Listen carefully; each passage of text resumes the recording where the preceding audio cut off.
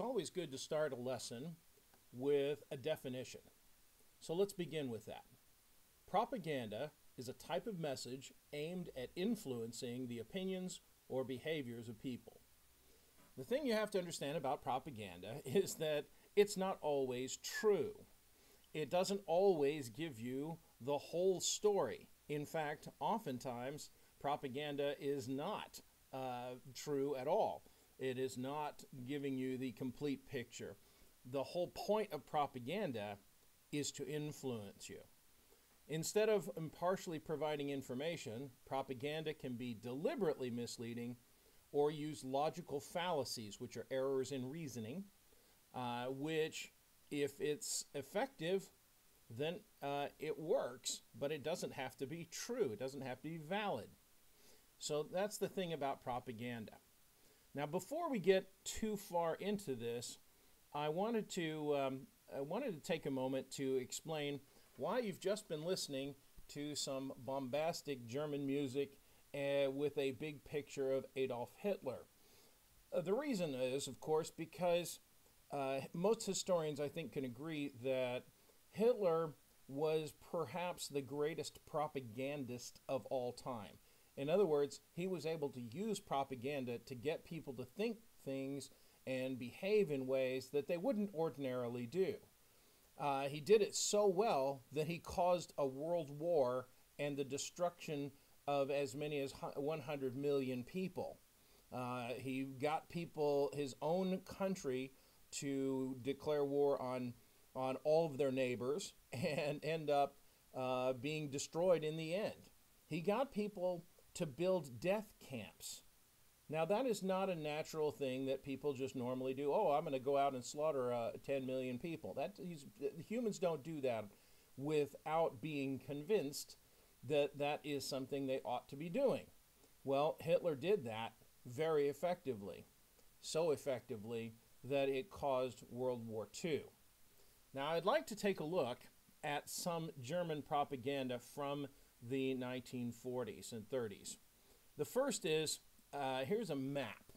This map is from a German textbook, and what it shows is it's propaganda, and everything on this map is on purpose. It is deliberate. There are no coincidences at all. If you look at the very colors of this map, it shows the various different armies around the Europe. The colors, if you look at the colors, for example, for France, France is colored with kind of a dirty blue-gray color. Poland and Czechoslovakia are these kind of dirty brown colors. The Russians, probably the most telling, they're not only are they red, but they're a blood red. Now, look at the size of the men.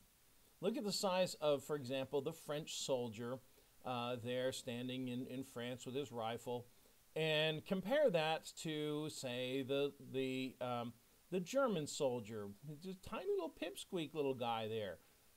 You can barely see him. He's pictured so small. Look at the Russian dude. He's huge. He's giant. And these are drawn that way on purpose. Notice where all of the guns are pointing, where the artillery pieces in Poland and Czechoslovakia and France, and all the planes, which direction the men are facing, and so on. They are all pointing straight at Germany. And the colors, again, on the map, you have the surrounding areas around Germany portrayed in these kind of dirty colors. What color is Germany? A white, a pure, innocent white. It's designed to make you think that poor little Germany and their neighbors, Austria, to the south there, are being picked on. And it couldn't be more wrong, because these people are about to conquer the whole rest of this map. So the map is completely backwards. Now let's take a look at another couple of forms of propaganda, a couple of movie posters. These are actually propaganda posters for movies that were made by the Nazis. Both are anti-Semitic, meaning they are anti-Jewish. And they involve several different things. Number one, the use of caricature. Let's look at the one on the left that says Der Jude, which says the bringer of war is what the translation is. And the pictures there, the colors, again, a very ominous, dark, dirty brown. Notice the dramatic uplighting lit from below the face to make it look sinister, like in some kind of, a horror film or something. Look at the face itself of the caricature of the guy behind the curtain, obviously intended to be a caricature of a Jewish guy. They have deliberately made sure that nothing on this guy's face is symmetrical. In other words, the two sides of his face don't match up. Normally, human faces are pretty symmetrical. We're pretty much the same on one side of our face as the other. But not with this guy. His eyebrows are different sizes and different shapes. His eyes are not on the same parallel. One side of his nose is larger and it has a different shaped nostril than the other. His sneer makes his mouth look different on both sides of his face. The folds of fat, the wrinkles on his face are not the same on both sides. It's deliberate. And what do you have below it? You have flames that are burning and angry fists and so on. Looking at the other anti-Semitic propaganda poster, for a film called The Eternal Jew. And we have a deliberate use of color again. This time not brown, not dirty, but green. And not just any kind of green, a ghoulish, ghastly green. So that you have this like non-human, like these guys aren't even real people. And it's designed that way on purpose. It's to demonize them, to make them look subhuman. Again, the use of asymmetrical features. If you look at the guy's face right in the middle of the Star of David there, you see that the eyes aren't even on the same height. The nose is bent and it's off center. The wrinkles on his face are not symmetrical. They don't add up, and so on. And that's the same with all of those guys portrayed there. Now, if you go to the next slide here, we see a different poster. We have mothers fight for your kinder, your children, and we have this Nazi woman here with 4 kids, and the reason that this is trying to encourage the Nazi women to have as many kids as possible to provide Soldaten for the army. Next one here this is a different kind of propaganda. This is what we call a black or white fallacy. In other words, the poster, Sieg or Bolshevism, Sieg means victory, and Bolshevism is communism. So it's either we win or the communists do. It doesn't give you any third choice, as if any kind of a peace agreement would be out of the possibility, or any other choice. It's either we have to win or we're going to be subject to the communists. And the win side of the picture has different colors than the communist side. The communist side is all dark and bleak and so on. The Sieg, the victory side, is gold and yellow, and you got smiling mom and a smiling kid. Yay, we win! And it's elevated and so on. And on the other side, you have, again, a use of a caricature with an asymmetrical face. The guy hasn't shaved in several days. We get bad teeth and so on. And what do we have? An oppressed German family below it. Now look very carefully below the family, and you see people who are starving. There you can see their ribs and their bones and so on. This couldn't be more backwards, because the very families here, these Germans, these Nazis who are being portrayed as being oppressed in this picture, are the actual people that are doing the starving and the mass murder on the people they're very caricaturing in that same exact poster. All right, let's turn our attention now to types of propaganda. There are 8 forms of propaganda that we need to get into our notes. The 7 of them are in your textbook. So get your notes out and write these down along with their definitions. The oldest form of propaganda, I think we know intuitively. We are experts in using it. We learn it either we're born with it or we learn it at a very early age, perhaps on the kindergarten playground, and that is labeling. Another word for that is name calling. We are very, very good at attaching names and labels to people. And here's the thing, is that the label doesn't have to be true. It doesn't actually have to have any truth to it at all. All it has to do is get attached. If you call somebody a racist or any number of nasty labels, or positive ones for that matter, a hero, a patriot, and so on, then those carry power, it carries weight. And the label itself doesn't have to be true. There's an old nursery rhyme that says, "Sticks and stones can break my bones, but words can never hurt me." And I don't know, to this day, I don't know why we tell little kids lies like that, because words can have incredible power. They can hurt more than a brick or a baseball bat, and they can last a lot longer as well. So labeling is a form of propaganda, and it can be very effective if you can get the label to stick. Call somebody a Nazi, call them a racist, call them an idiot, any number of things. And the negative ones almost seem like they carry more power than the positive ones, but certainly there's examples on both sides of that. The second form of propaganda that we should write down is the glittering generality.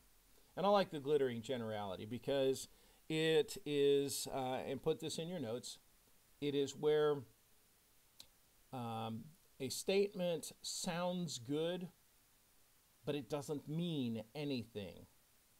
It sounds good, but it doesn't mean anything. And something like, for example, if somebody said, "Mr. Nolf, what was your view on the war in Iraq?" And my response is, "I support a strong national defense." Well, who doesn't? But did that answer the question? No, it sounds good. It sounds like I'm kind of on the same page with them or whatever, but it didn't actually address the issue at all. It just sounded good. So glittering generality is a good way to distract things. Here's one that I know each and every one of you do, and you're probably really good at it, and that is card stacking, sometimes called cherry picking. But card stacking is where you tell only certain carefully selected facts. You don't tell the whole story. How many times have you gone out and you're about to leave the house and your folks ask you, "Where are you going?" "Out." "Who are you going with?" And then a list in your mind appears of everybody that will be there, and you tell the third person and the fifth person and the eighth person on the list, but not the whole list, right? How come? Because the whole list, if the parents knew that certain people were going to be there, that wouldn't be as persuasive. In fact, it might prevent you from going out. The next question might be, where are you going? And a list of different places that you intend to go appears in your mind, and you say, Sonic. Okay, well, it may be true. You may be, as one of the many places you're intending to go is Sonic, but you didn't tell them about going to Johnny's house because Johnny's house isn't going to sell as well. But Sonic is going to be okay. That's card stacking. You tell just very carefully selected facts. Transfer. Transfer is to take an image and to associate an image with a person or idea. You're transferring what the image is with that person or that idea. How many times have you seen a politician stand in front of a flag while giving a speech? Well, what does that mean? The fact is that the politician may be a veteran, maybe an expert at what they're talking about, but what is the flag doing there? The flag is trying to make the audience think that that politician is more patriotic, right? The fact that they have a flag in the background doesn't make them more patriotic. It just means there's a flag there. But it looks, and we like what the flag stands for, and we like that imagery, and it can be more than just a flag. It can be the bald eagle, the Liberty Bell, a Statue of Liberty, any number of different kind of Americana type things, or it can be a negative transfer. You put, for example, a political cartoonist does this all the time, where they have a not so nice image. Like, for example, they might have a public figure kicking somebody with a big swastika on their boot. Well, that's an image, definitely, and they're trying to transfer the image of the Nazis onto whoever it is they're making fun of or caricaturizing. So that's transfer propaganda. The plain folks. Plain folks sometimes is called grassroots, but what it does is it tries to appear exactly like the common man. And the idea is that if you don't appear like an ordinary person, then you could be portrayed as an elitist, and people will not be comfortable with that. They'll be detached, like, this person doesn't have my values. But if you can portray them as if they are the ordinary guy, then that actually helps convince more people that they're just like me. For example, there's a picture that I used to have of President George W. Bush sitting on his ranch in Crawford, Texas, with his wife and standing behind him, and she's wearing very plain kind of dress with a single strand of pearls around her neck, and he's in a denim short sleeve shirt, like he's just the neighbors next door, like he could be anybody. Never mind that the guy is president at the time, was president of the United States and had a portfolio worth $35 million. Likewise, at the same time that picture was being distributed, his political opponent then running against him for president, John Kerry, who is the current Secretary of State, by the way. But at that time, John Kerry was running against George W. Bush for president. And Kerry is even wealthier than Bush is. He's married into $2 billion worth of Heinz ketchup money. And he likes to dress well. He always is dressed in a $15,000 Armani suit or the like. And wherever he goes, it's in a limousine. So he pulls up to a factory tour to tour this factory and shake hands and try to get some votes. And he gets out of his swank limousine in his $15,000 Armani suit. And what does he do? He takes off the jacket, rolls up his sleeves, undoes his tie a little bit, puts a hard hat on, and walks into the factory as if he's always worked there. Why the show? Why the pretense? Why not walk in there in his expensive suit? Well, the obvious answer is, would any of those factory workers be able to in any way relate to somebody who has a $15,000 suit? Probably not. So he wants to look more like them. The testimonial. Put in your notes, the testimonial is a celebrity endorsement. So I ask you this. What did Michael Jordan, famous basketball player, where did he make all of his money? I'll give you a hint. It wasn't bouncing a basketball. It was, yes, you got it, a testimonial for Hanes underwear, for Gatorade, for Nike shoes. Made a lot of money off of Nike shoes. Why did Nike and Gatorade and such pay this famous guy a whole lot of money? Well, the reason is because if he says, I use Nike shoes and the audience likes Michael Jordan and therefore they want to be more like him, and then they're more likely to buy that product. Well, the same thing happens in politics where propaganda can be, you get some famous person saying, I voted for this, this figure. I voted for Barack Obama. I voted for Mitt Romney, whatever. You get the idea there is that the testimonial of the famous celebrity adds some kind of credence to whatever it is that they're pushing. The bandwagon. Now this can be a very powerful form of propaganda because there's a lot of people that are terrified of standing apart from the crowd. So the bandwagon, the way the bandwagon works is that it is designed to influence people by saying you should do what the group is doing. Join the bandwagon. Get on the bandwagon. Don't be apart. Don't be separate.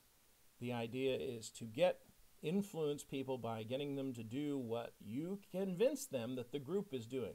Now here's the best part is, remember, propaganda doesn't always have to be true. So the group may not actually be doing that, but all you have to do is convince them that the group is, and they'll go along with it. Everybody's buying this product. Nobody's buying this other product. Everybody's voting for this candidate. Nobody's voting for that candidate. In fact, you'd be stupid if you're voting for that other candidate because everybody else can't be wrong. They're all right, and therefore you should be right along with them. Join the group. Of course, this can also backfire on the oddball weirdo like me, where a group goes one way and I'm likely to go the other way just because the group's going that way.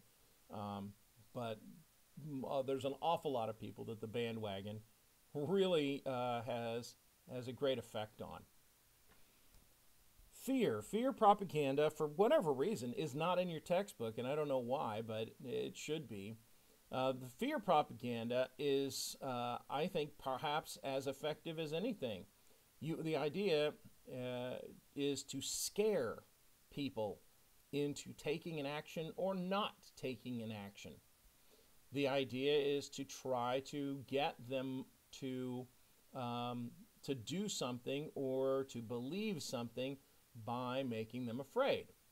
For example, how many times have you seen an advertisement on television for, let's say a home security system? And what does the commercial have?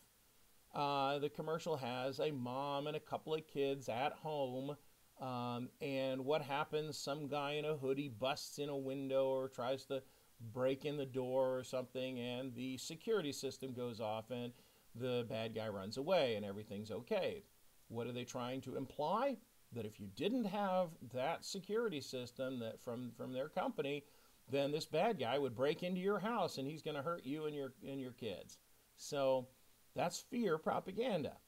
Well, fear can definitely be used to motivate people into political thinking. How many times, for example, have the Democrats used the concept that the Republicans are going to take away old people's Social Security money, and that old people are going to be out on the street eating dog food.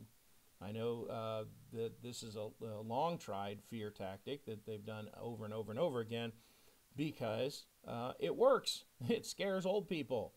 My grandmother got a letter in the 1970s that basically said that exact thing, that Republicans are going to cancel Social Security and you're going to be left with nothing to eat and out of your house and so on. Well, the Republicans do the same thing. They say that the Democrats are going to go after and steal all your guns and ban all of your firearms and take away your religion and so on. And that works too because it gets people fired up. It scares them into believing a certain way. Now, I want to take a look at some additional forms of propaganda. You don't need to write these down, but you should be aware of them. So I'm going to go through them pretty quickly. You can put your pencil down and just kind of follow along with the lesson here. An ad hominem attack, that means against the man. And the way this works, and I'm sure you've experienced this as well, because the way this works is that instead of arguing against your ideas, they attack you personally. How many times have you been arguing with your friends or somebody, and you realize that they've stopped debating you, and now they're insulting you personally? They're coming after you personally instead of arguing the ideas. Understand this, smile knowingly, because you just won the argument.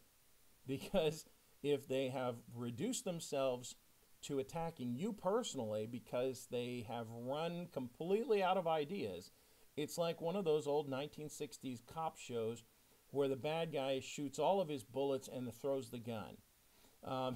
Because at that point, they have run totally out of their argument.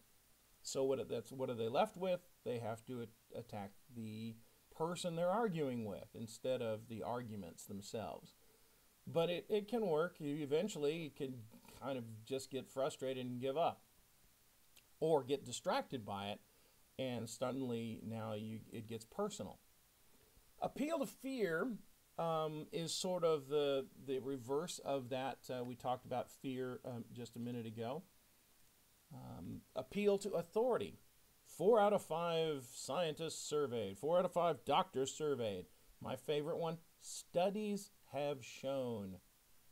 And I always want to know, what studies? Were they scientific studies, or were they a marketing study? If 4 out of 5 doctors, what are they doctors in? Are they medical doctors? Are they have a PhD in advertising? I mean, what is it? But it sounds good. You could say that this study has shown that this is going to occur. And so appeal to authority can be very powerful. If you can you can just load the language you're using to where they can't possibly disagree with you, that is appealing to prejudice, where you load the very words. Here I have in the example, a reasonable, community-minded person would have to agree, with me. So if I disagree with you that I'm not reasonable or community-minded, argumentum ad nauseam. I know that this has been done to you as well, and you hate it, because what this is that the person just keeps arguing the same points over and over and over and over, and it's like, okay, I give up, fine. Because you're tired of listening to that same thing over and over and over. They wear you down. And unfortunately, if a lie can be repeated often enough, it will be believed by many people. Just repeat, drum it in. The bandwagon, we talked about that one already. The black and white fallacy, we mentioned this when we were on the Nazi propaganda poster earlier. The idea is you present only 2 choices. And, like, for example, you're either with us or you're against us. President Bush used that form of propaganda in a speech in 2001, 3 days after the 9/11 attacks. He said, "You're either with us or you're with the terrorists." Um, Really, it can't be anywhere else besides that. Um, hmm. Beautiful people. Beautiful people. How often do you see a very attractive model advertising, say, hair care products? What is it that they're trying to persuade you? They're trying to make you think that you will just be exactly like the model if you use their hair care product. That's beautiful people. Card stacking, cherry picking, we've talked about that one. Common man, plain folks, we've talked about that one as well. Demonizing the enemy, here's a good one. Because you saw several forms of that in the Nazi propaganda posters. Here's a United States propaganda poster from the same time period. This is from World War II, that has a caricature of a caricaturized Japanese soldier. And again, everything about this is deliberate. If you notice that one of his eyes is off center and it's tilted, and it looks droopy and so on. His uniform looks like he slept in it for 3 days. He's unshaven. He's got non-symmetrical teeth that are too big for his mouth. His nose is upturned and kind of porcine, and he's got the goofy kind of Harry Potter glasses going. His hat is off center, and he's wringing his hands, and he's even using kind of a little pidgin English. Go ahead, please, take that off, to try and encourage, this is in an effort to make workers in U.S. armaments factories mad at this caricature so that they don't take the day off and that they work harder making bombs and bullets and things like that. But the idea is you make your enemy look like they're not really human. How about this one? A direct order. The direct order says it doesn't give you a choice. It doesn't give you, two choices. It gives you one choice. Join the army. Okay. All right. It's a direct order. This is telling you what to do. The next one here, euphoria. What you're looking at in this photo is 160,000 screaming Nazis. They've all been worked up into a frenzy. They've had bands playing. They've waved flags. They've chanted slogans over and over and over, and they're all worked up. And 5 minutes after this picture is taken, Hitler's going to ascend the podium way up at the front there and tell them that the only trouble in the world is that the world has too many Jews and that we all ought to go kill them. And that's this believed by all of these people because they're worked up into a frenzy. I have seen people, this to me, actually, euphoria is the most scary form of propaganda ever because I've seen it work. I've seen people do stupid things that they would never, ever do. They wouldn't even think of if they weren't in an emotional frenzy at the time, and then later afterwards they sat and said, "Oh my gosh, what have we done?" Well, this is the experience that Germany had. They got worked up into a frenzy. They slaughtered millions of people. They caused a world war, and then afterwards they're like, "Oh my gosh, what did we do?" Well, it's euphoria propaganda, folks. Falsifying information. How just lie about it, or just change the truth. I like this one is used very effectively, illustrated very effectively in George Orwell's Animal Farm, which I believe you will be reading as part of your 9th grade English curriculum. Excellent book, one of my favorites, by the way. Flag waving. Flag waving is sort of a transfer version. It's kind of a specialized form of transfer. Glittering generality. Here's Gerald Ford has a better idea. Oh, okay. What is it? Don't worry. It's a better idea. Barack Obama. We want change. What kind of change? No, it doesn't matter. Just change. Okay, that's a glittering generality. Sounds good. Doesn't mean anything. Be vague. Let the audience figure out what it is that you're trying to do, where you're trying to go. Just kind of lead them down the path and then let them figure it out. And because most of the time, they will figure it out the way you want them to, even if the reasoning isn't totally accurate. Obtain disapproval. If you can put one group against another, that's a great way of doing that. You blame one group and you have one group fighting another.